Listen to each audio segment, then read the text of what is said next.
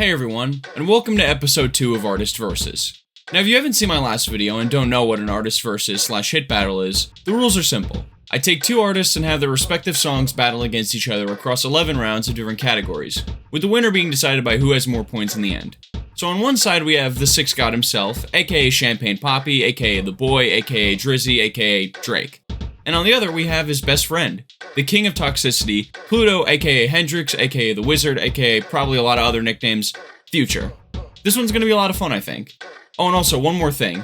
I actually posted these rounds for you guys to vote on ahead of time on my Instagram story. So after each round, I'll just show what the audience voted for as well, but it won't affect the actual score.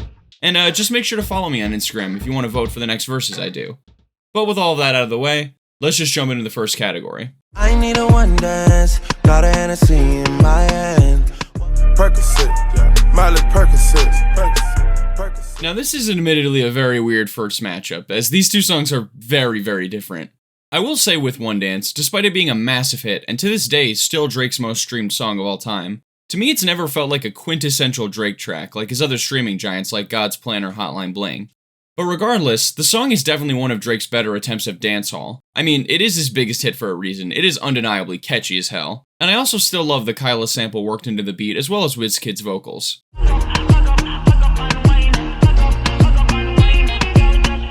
So overall it's definitely a good song. But Mask Off is Mask Off, that's really all I need to say.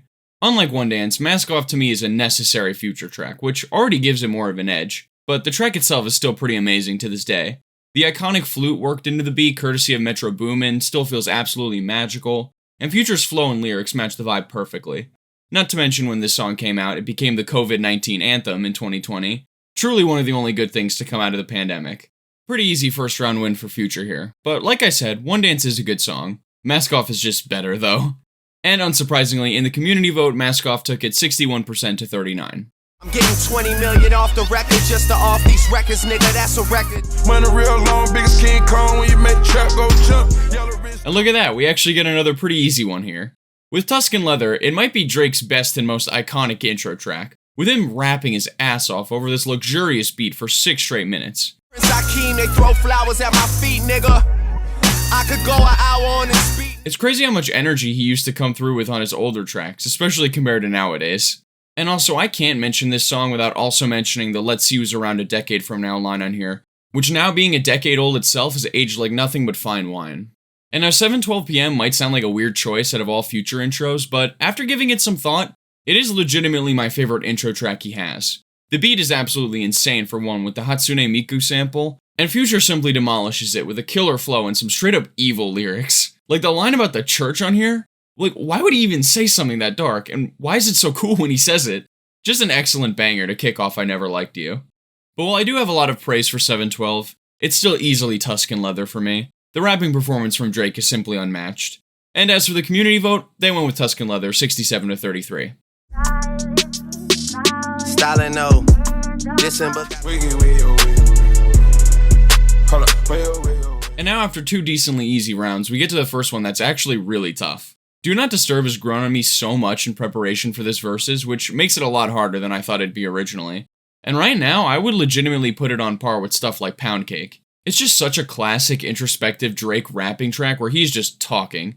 But unlike a lot of other tracks from Drake in this style, Do Not Disturb feels a lot more somber and emotional, just from the cold beat and some of Drake's most vulnerable lyrics across all of More Life, which I absolutely love as a change of pace. But Wicked Man is just a legendary Future song. Despite how much I love Do Not Disturb, it's not a necessary track in Drake's catalog in my opinion, whereas Future just isn't the same without Wicked. Once again, Metro beat absolutely hypnotizing with the strings that are constantly jumping up and down an octave, and Future matches it with a simple yet equally mesmerizing hook. Like I said, this one's really tough for me since I think both of these songs are pretty fantastic, but I am going to go with Do Not Disturb since I feel like the verses on Wicked are a little underwhelming, whereas Do Not Disturb has barely any flaws I can point out. And we actually have the first decently close round in the community vote, with it being 57 to 42 in favor of Do Not Disturb. everybody get your motherfucking roll on. I know shorty and she doesn't want to. Okay, now hear me out. I feel like a lot of people are going to think this round is a blowout, but let me make a case for both songs here, alright?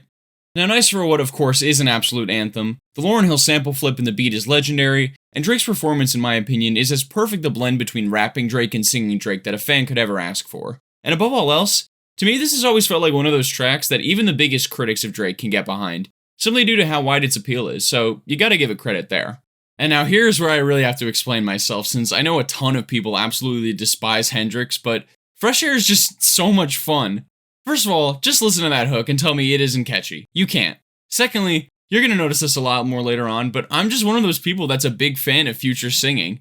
Don't get me wrong, he's not technically very good, but I think he just has such a unique and interesting voice that even when his voice is like cracking during the higher notes, it just works for some reason, and Fresh Air is no exception.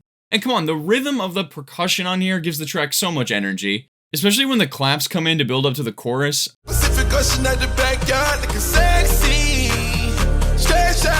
I swear, I physically can't help myself but smile whenever I listen to this song.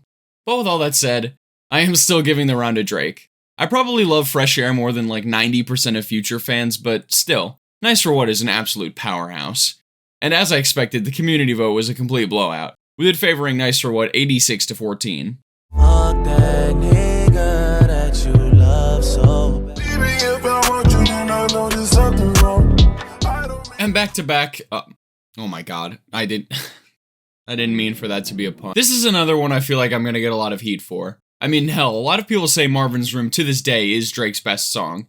And don't get me wrong, it is a good track. Drake singing during the chorus and first two verses is perfectly smooth for the mellow instrumental. The lyrics too are just peak simp era Drake, which has always been the type of Drake I prefer as opposed to the creepy Drake lyrics we're subjected to nowadays. I will say though, I don't love the third verse on here. To me, it's always felt like a weird change-up in the vibe of the song. Now start hating only if you I think I'm addicted to naked pictures and sitting talking about. But as for what I think overall, I mean, it's alright, like, overrated as fuck. Yes, I did just put in that clip. What are you gonna do about it? Now, Xanax Damage, on the other hand, in my opinion, is phenomenal. And I know what you're thinking right now, but just hear me out. I know Future sounds like Patrick in the intro and outro, and it is kinda goofy. Baby, when the sun is out, it's like I'm not myself.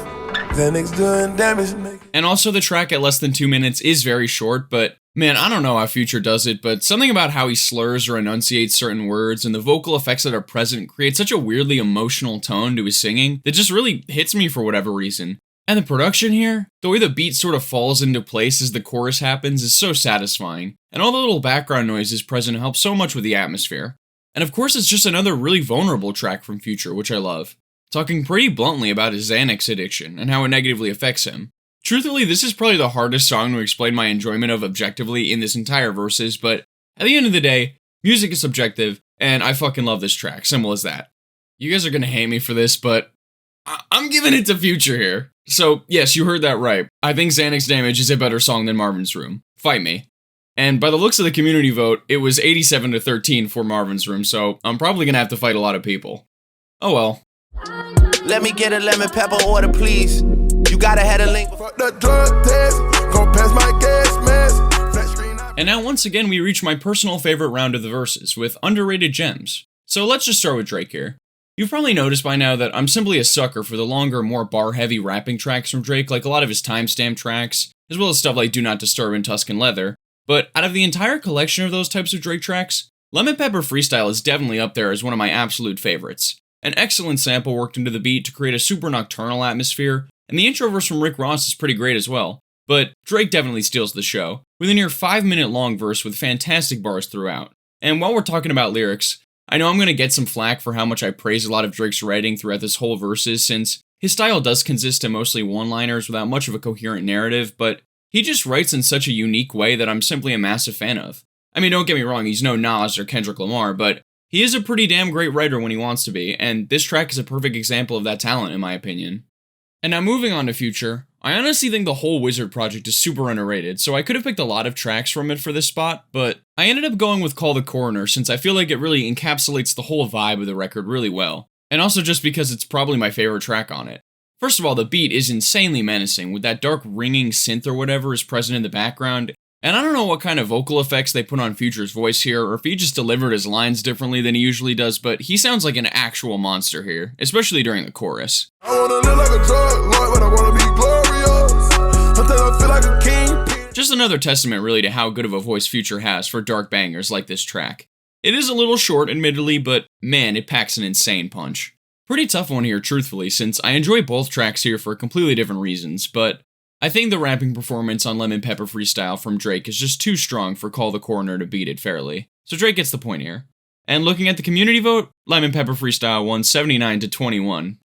I got enemies, got a lot of enemies, got a lot of people trying to. There's something else for.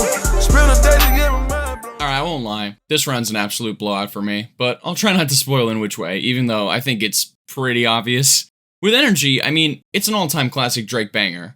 Like, this dropped at a time where Drake had some actual energy, no pun intended, to put into his music, and you can hear that with how aggressively he delivers his lines on the track. I bought this one a purse, I bought this one a truck, I bought this one a house, I bought this one a... The beat's also pretty simple, but super hard. And of course you've got some of Drake's most iconic lyrics from this era. So, yeah, it's a great track. But with all that said, March Madness might be the greatest trap banger ever made. And I know this is a super basic take to have, since the track is nearly unanimously seen as one of Future's best, but it's for a very good reason. First of all, I have to mention the beat by Tarantino of 808 Mafia. This shit sounds like the national anthem of an alien planet where all the oceans and rivers are lean instead of water.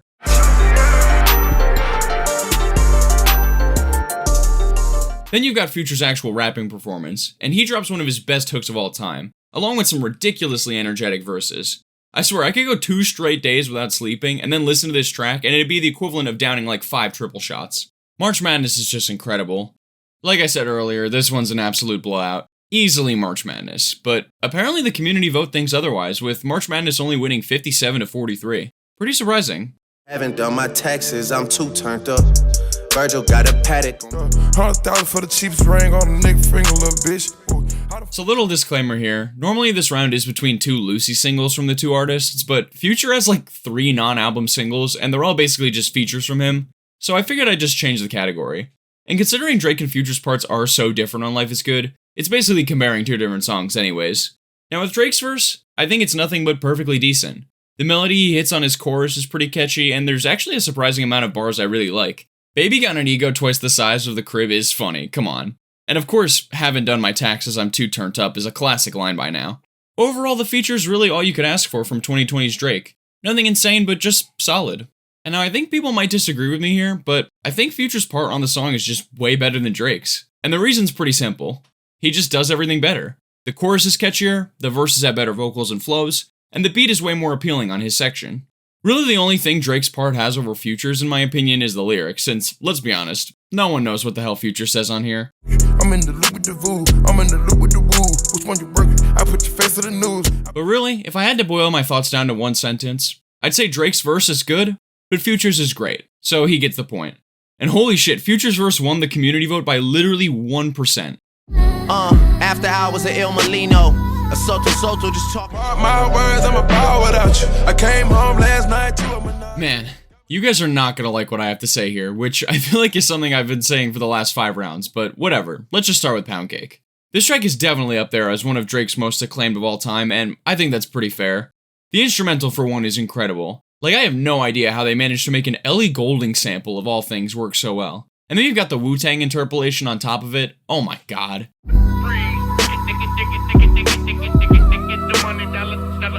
And then of course you get 2 of Drake's best ever verses on both Pound Cake and Paris Morton Music too, as well as 2 phenomenal Jay-Z verses. This is just another one of those songs that's just a straight up quality cheat code, simply put. And now before we fully get into Throwaway, I do have to admit that there is a slight discrepancy in this round since, technically speaking, the track Sorry off of Hndrxx is Future's longest track, but I didn't want this round to be an absolute blowout, and plus Throwaway is like his 3rd longest song, so I think it's still fair game. But talking about the actual song, like Drake's Pound Cake, it is one of Future's most acclaimed of all time. But unlike Pound Cake, I honestly think the praise is a little overdone. Don't get me wrong, the second half is one of my favorite ever Future moments, where after spending the first half being extremely nihilistic and talking about only using women for sex, he realizes in the second half that his actions have caused the girl that he really does love to leave him for another man. It's almost like Future's version of an emo rap song, which I think is awesome.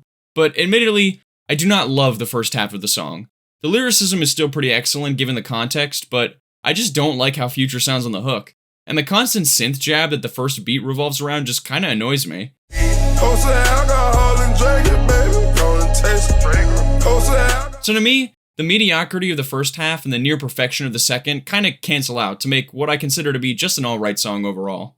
Definitely let me know what you guys pick for this round, since I think for a lot of people it'd be a lot closer, but for me, it's pretty easily pound cake here. And this community vote right here is absolutely insane to me given the love I've seen Throwaway get. It was 87-13 for pound cake. Yeah. Cold hearts and heated floors, no parental guidance. Pardon me, I've been acting the Pope. Pardon me, I've been still acting Pope.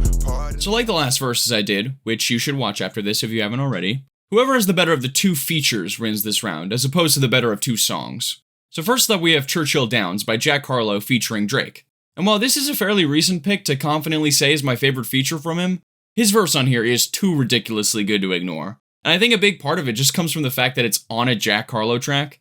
Don't get me wrong, I think Jack's verse is fairly nice, but Drake creates such a gap between his and Jack's writing ability here, it's astounding.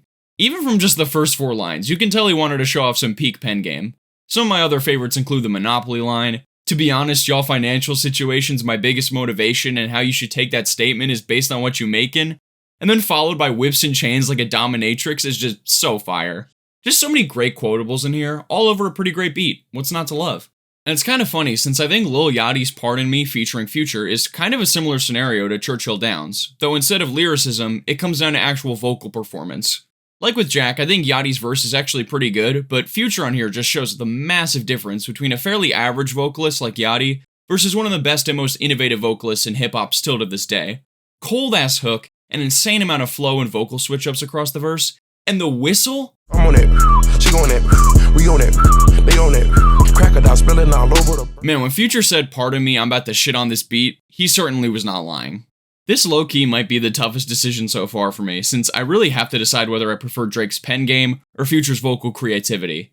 And honestly, this decision might even change in the future, but as for what I feel like in my heart right now, I'm going with Future.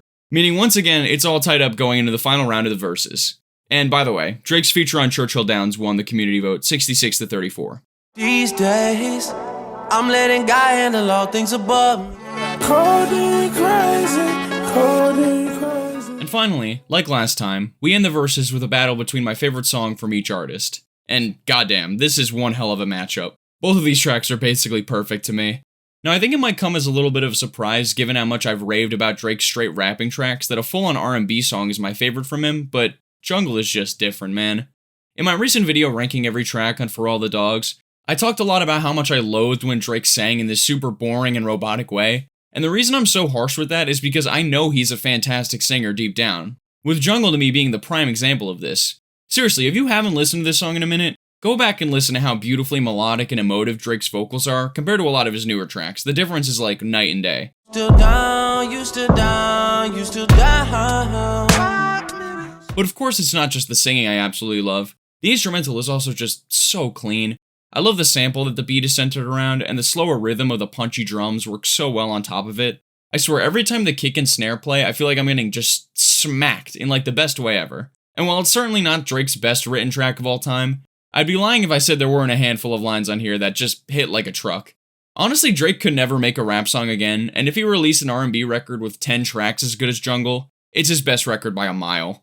But now it's time to talk about Codeine Crazy. And I know having this be my favorite Future song is kind of a basic pick, since it's easily his most universally acclaimed song, but in a case like this, it's kinda undeniable in my opinion. I don't know how Future did it, but he somehow managed to make a track that's simultaneously a banger and one of his saddest songs ever. First off, I have to give massive credit to the production here. The beat perfectly combines hard-hitting kicks and snares with those layers of trippy synths, all to create an incredible sonic palette with just a hint of melancholy. And oh my god, Future's performance over the beat, masterful. Even just from that first refrain that plays during the intro and outro, it's just so catchy, so melodic, and so emotionally potent. That ain't for you, dog. That's for them other niggas. That ain't for you, shock. The hook is absolutely ethereal as well, and the 4 verses Future packs in across the track's near 6-minute runtime are all among his best ever in terms of both vocals and lyrics. And what I love the most is that upon first listen, a lot of the stuff he says in here is actually pretty standard flexing, but by occasionally sprinkling in these deeper lines, it slowly paints a picture of a man turned into a depressed monster, drowning in his addictions to sex and drugs as a means to cope with pain. I really could praise this song for hours, but let me just put it like this. Before I heard Codeine Crazy, I would have never believed you in a million years if you told me a Future song would make me tear up. And now it's the moment I've been dreading where I have to make the choice between these two phenomenal tracks. This is another round that I'd love to hear your guys' thoughts on in the comments, since I've legitimately lost sleep over making this decision. But as of writing this, I do think I have a decision made, at least for now. I'm going with Codeine Crazy, meaning Future ends up winning the verses with a final score of 6-5. And when it comes down to the community vote, Codeine Crazy took it by 1%. Insane. And just like that, we've got another hit battle done. And honestly, I'm pretty surprised Future ended up winning overall, considering I definitely listened to more Drake, but that could just be because I was a big Drake fan way before I became a Future fan. Either way, both of these guys have some incredible records, so obviously make sure to check out both of their music if you somehow haven't already.